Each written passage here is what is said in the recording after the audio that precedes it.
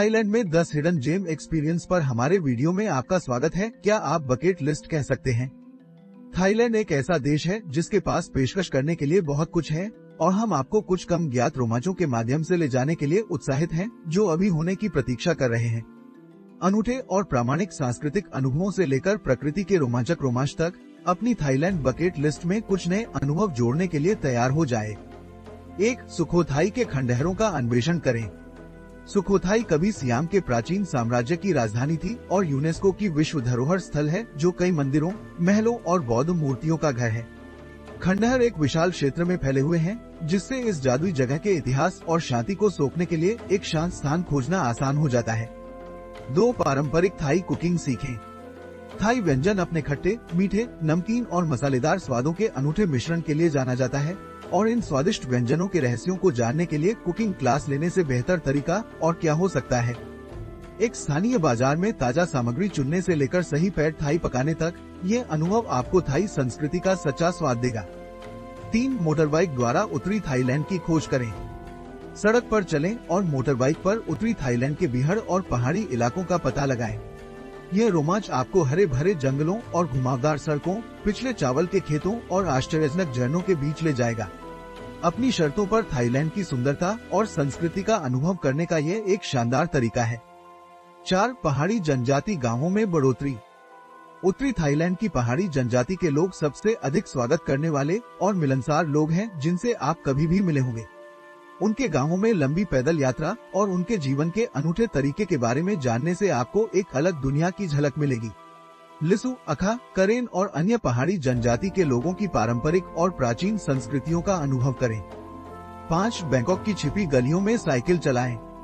Bangkok विरोधाभासों का शहर है और इसके छिपे हुए रत्नों का पता लगाने के सर्वोत्तम तरीकों में से एक साइकिल यात्रा है। यह अनुभव आपको शहर की पिछली गलियों में ले जाएगा, जहां आप छिपे हुए मंदिरों, बाजारों और स्थानीय जीवन की खोज करेंगे, जो आपको जीवंत राजधानी का एक नया दृष्टिकोण देगा।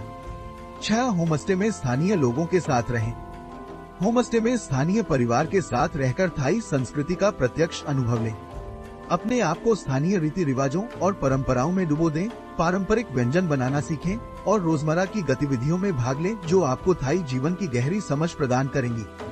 7. हुए में खामिन जलप्रपात की चढ़ाई करें। कंचनबुरी प्रांत के घने जंगल के केंद्र में स्थित हुआ माई खमिन झरना एक आश्चर्यजनक 7 स्तरीय झरना है, जो थाईलैंड के सबसे अच्छे रहस्यों में से एक है। हाइक आपको हरे भरे जंगल में ले जाता है और हर मोड़ पर झरने के लुभावने दृश्य प्रस्तुत करता है। 8. हाथियों के करीब जाओ। थाईलैंड अपने हाथी मुठभेड़ों के लिए जाना जाता है, लेकिन उनमें से सभी नैतिक नहीं है।